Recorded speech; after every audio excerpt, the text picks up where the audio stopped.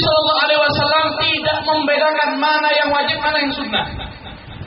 Pokoknya yang dilakukan oleh Nabi semuanya wajib. Sholat duha, saya juga wajib sholat duha. Nabi sholat tahajud, saya harus sholat tahajud. Nabi puasa Senin Kamis, saya harus puasa Senin Kamis. Saya nggak mau berbeda dengan Nabi sedikit pun. Sampai-sampai sahabat ini niru-niru Nabi puasa wisol. Puasanya nyambung, nggak pakai sahur. Sampai-sampai dilarang oleh Nabi. Saking semangatnya para sahabat Nabi. Begitu semangatnya mereka sampai semua tingkah laku Nabi ditiru.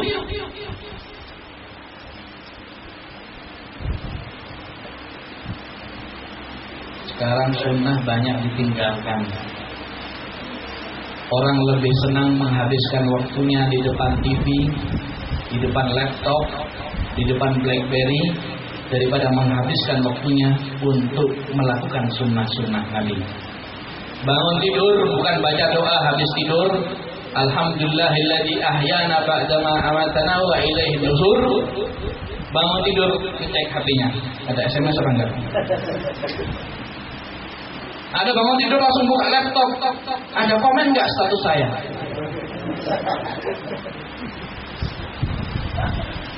Ada lagi bangun cari istrinya, mana istri saya? Jadi waktunya banyak terbuang untuk melakukan hal-hal yang tidak ada artinya, sunnah Nabi pun ditinggalkan. Oleh karena itu kalau kita ingin menggembirakan hati Nabi, dekat dengan Nabi, lakukan sunnah-sunnahnya, lakukan perintah-perintahnya. Itu yang pertama. Dan yang kedua, jauhi hal-hal yang tidak disukai oleh Nabi. Jauhi hal-hal yang dibenci oleh Nabi. Nabi paling benci kalau umatnya melakukan hal-hal yang baru, alias mengikuti aliran sesat. Ini waspadalah. Zaman sekarang ini harus pandai-pandai memilih orang. Macam-macam aliran sesat sekarang di Indonesia ini khususnya. Di Indonesia ini sudah ada 300 aliran sesat. Paling hebat di Indonesia. Karena apa? Menampung 300 aliran sesat. Dapat rekor muri Indonesia ini. Kalau di Malaysia nggak ada aliran sesat. Ahlus Sunnah 4 mazhab. Selain itu keluar dari Malaysia. Di Arab Saudi juga begitu, nggak boleh. Ahmadiyah nggak boleh, dilarang di sana. Harus Ahlus Sunnah dan bermadhab. Tapi beda dengan Indonesia, semua ajaran diterima. Nabi paling benci, paling gak suka dengan hal-hal yang baru ini, dengan aliran-aliran sesat seperti ini. Apalagi aliran sesat tersebut menyangkut sahabatnya atau ahli baitnya. Artinya aliran sesat tersebut benci sahabatnya atau benci keluarganya.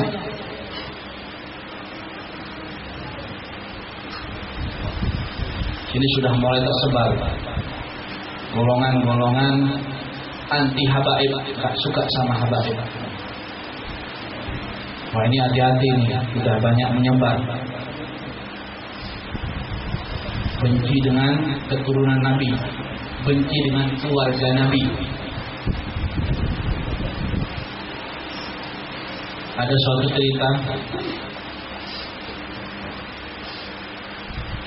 pada suatu hari ada seorang kaya yang dermawan. Dia selalu menyantuni anak yatim, janda-janda, dan orang-orang yang tidak mampu. Selalu keliling-keliling di Makkah mencari janda, anak yatim, dan orang yang tidak mampu. Dibagikan itu hartanya. Setiap rumah janda diberi beras, diberi makanan pokok, diberi uang. Setiap rumah janda. Anak yatim juga begitu disantuni. Orang-orang yang tidak mampu pun disantuni semua, kecuali ada satu rumah yang nggak disantuni.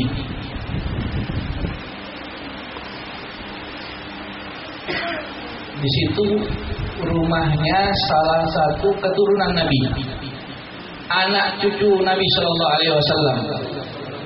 Nggak disantuni dengan alasan karena si keturunan Nabi tadi sering ganggu dia, sering mengejek dia. Akhirnya keturunan Nabi tadi dibenci, keluarga Nabi tadi, dan tidak diberi santunan. Akhirnya nggak diberi santunan, pulang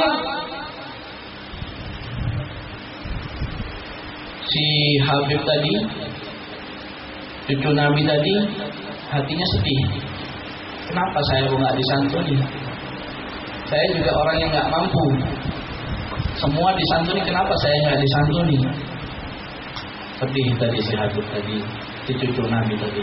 Akhirnya orang-orang yang menyantuni tadi, orang kaya tersebut tidur pada waktu malam.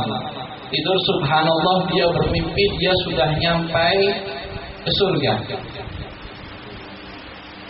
Ketika dia berbahagia hendak masuk surga dengan keluarganya, ternyata di situ ada seorang wanita yang tiada lain adalah Sayyidatuna Fatimah Az-Zahra, putri Nabi. Sayyidatuna Fatimah ada di pintu surga, menghalangi orang tersebut untuk masuk surga.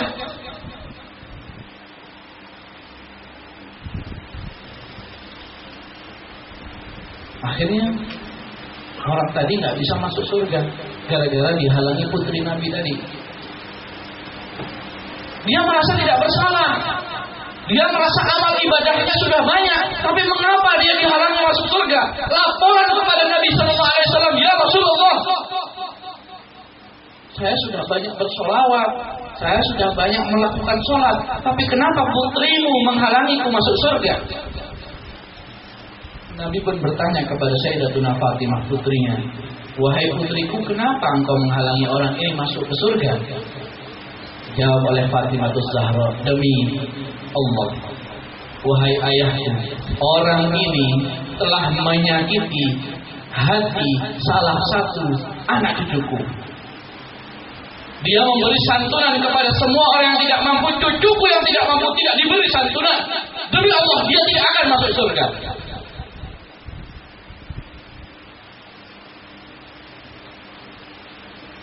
Akhirnya Nabi pun mendukung putrinya, wahai fulan, aku tidak akan mempersilahkan engkau masuk surga dengan perbuatanmu yang seperti itu, membenci aku, membenci keturunanku. Barang siapa yang membenci keturunanku, menyakiti hati keturunanku, maka dia menyakiti hatiku juga, kata Nabi Sallallahu Alaihi Wasallam. Orang itu bangun dari tidur menangis, gemetar badannya, lalu bersiap-siap ke rumah Habib tadi, keturunan Nabi tadi, diceritakan dan minta maaf dan diberi santunan. Subhanallah, akhirnya dia bermimpi baik. Ini salah satu pelajaran, jangan sampai menyakiti hati Ahlul Bait Nabi. Hormati para Ahlul Bait, karena mereka cucu Nabi Sallallahu Alaihi Wasallam. Bagaimana kalau habaibnya bermaksiat? Nah, ini pertanyaannya. Bagaimana kalau habaibnya nakal?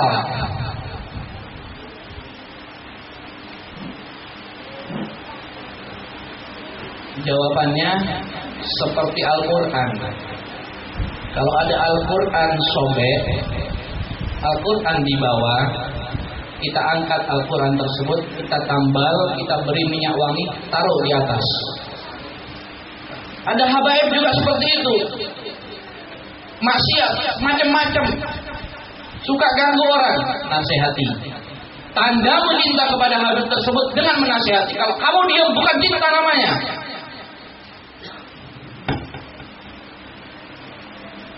Tetap dihormati dengan cara dinasihati. Tapi lain halnya kalau habibnya tadi keluar dari akidah Ahlus Sunnah wal Jamaah, maka nggak usah dihormati, nggak usah dicintai. Kalau keluar dari akidah Ahlus Sunnah wal Jamaah, berarti bukan habaib lagi. Kalau masih maksiat kita nasihati, kalau masih macam-macam kita nasihati. Tapi kalau sudah jadi Syiah, sudah jangan dihormati. Lu kok bisa, Beb? Iya bisa. Jangankan Habib keturunan Nabi yang ke-30, anaknya Nabi Kan'an, anaknya Nabi Nuh, oleh Allah disebut, ya Nuh, innahu laisa min ahlik, innahu amalun ghairu salih. Wahai Nuh, Kan'an itu bukan anakmu. Allah yang menegaskan dalam Al-Quran, wahai Nuh, itu bukan anakmu. Begitu juga kalau ada habaib menyimpang dari akidah Ahlus Sunnah wal Jamaah, mengikuti ajaran Syiah, innahu laisa min ahlin nabi. Dia bukan keluarga Nabi lagi. Dia sudah keluar dari keluarga Nabi. Sudah jangan dihormati, sudah. Jangan dicintai. Jangan diundang, jangan disalamanin. Kalau selama masih dalam jalur Ahlus Sunnah wal Jamaah, hormati, walaupun seperti apapun. Tapi kalau sudah keluar dari Ahlus Sunnah wal Jamaah, jangan dihormati. Sekarang banyak orang ketakutan ya, kalau melihat Habib Syiah nggak berani negur. Tetap dihormati, salah itu namanya. Habibnya keluar Ahlus Sunnah wal Jamaah, dihormati. Bukan kamu dapat pahala, dapat dosa.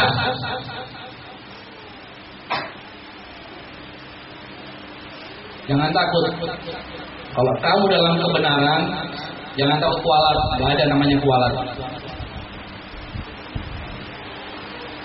Itu yang pertama. Terus yang kedua, benci terhadap sahabat Nabi. Tadi kan benci sama keluarga Nabi. Benci dengan sahabat Nabi.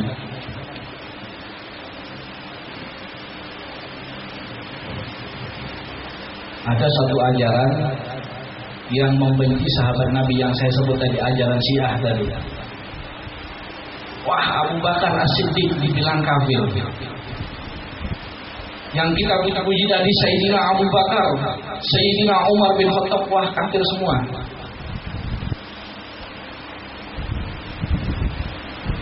Bahkan istri Nabi sendiri dikafirkan sama orang Syiah.